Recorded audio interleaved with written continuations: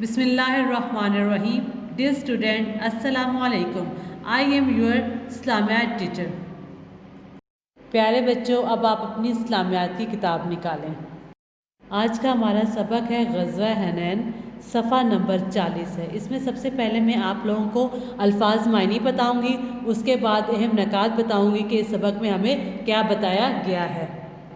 اس کے بعد میں آپ لوگوں کو الفاظ معنی کروانے لگی ہوں. جو مشکل الفاظ ہوں گے اس کے معنی آپ لوگوں نے اپنی بک میں اتارنے ہیں. سب سے پہلا الفاظ ہے سرکشی باغی. سرکشی باغی. نیکسٹ الفاظ ہے لشکر فوج. لشکر فوج. وسیع کشادہ.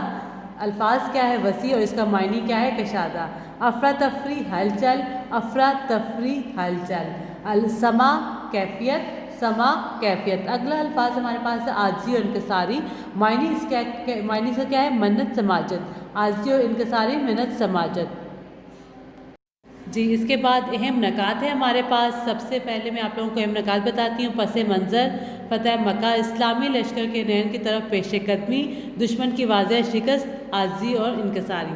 اس میں پس منظر میں ہمیں کیا بتایا گیا؟ حنین مکہ اور طائف کے درمیان ایک مقام کا نام ہے. تاریخی اسلام میں اس جنگ کا دوسرا نام غزوہ حوازن بھی ہے. اس جنگ میں بنی حوازن سے مقابلہ تھا. نیکسٹ ہے فتح مکہ. فتح مکہ کے بعد عرب کے بچے بچے کو اسلام کی حقانیت کا پورا یقین ہو گیا تھا اور وہ سب کے سب جوگ نہیں بلکہ فوج کی فوج اسلام میں داخل ہونے لگی تھی. اس میں کیا بتایا گیا؟ فتح مکہ کے بعد جب عرب کے بچے کو اسلام کے بارے میں پورا یقین ہو گیا تھا، انہوں لوگوں نے کیا کیا تھا؟ جوگ نہیں بلکہ فوج کی فوج جو تھی وہ اسلام میں داخل ہونے لگی تھی. نیکسٹ ہے اسلامی لشکر کے حنین کی طرف پیش قدمی. 6 شوال 8 ہجری کو رسول صلی اللہ علیہ وسلم کہاں تشریف لے کے گئے تھے؟ مکہ مکرمہ سے مدینہ منورہ تشریف لے کے گئے تھے.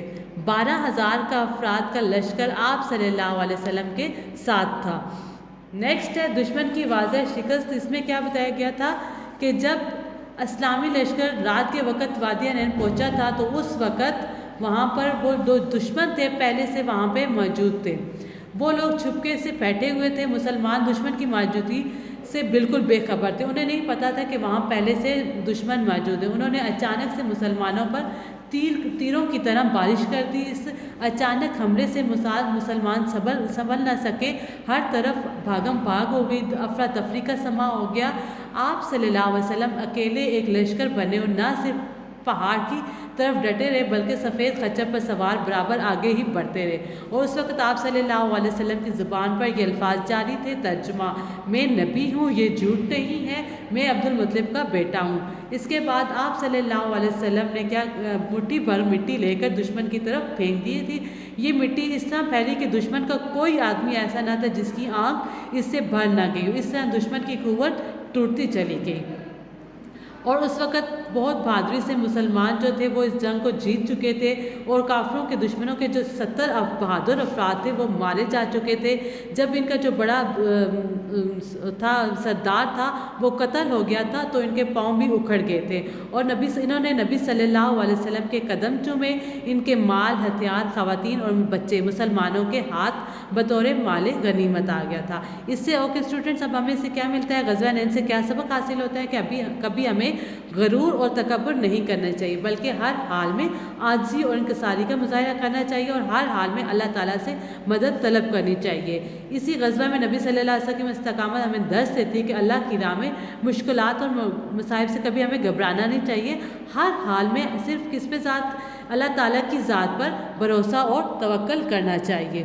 جی، سب سے پہلے میں نے آپ لوگوں کو اس میں مشکل الفاظ بتائے تھے، ان کے معنی بتائے تھے. اس کے بعد میں نے اس میں آپ لوگوں کو اہم نکات بتائے تھے کہ اہم نکات میں کیا کیا پوائنٹس آتے ہیں.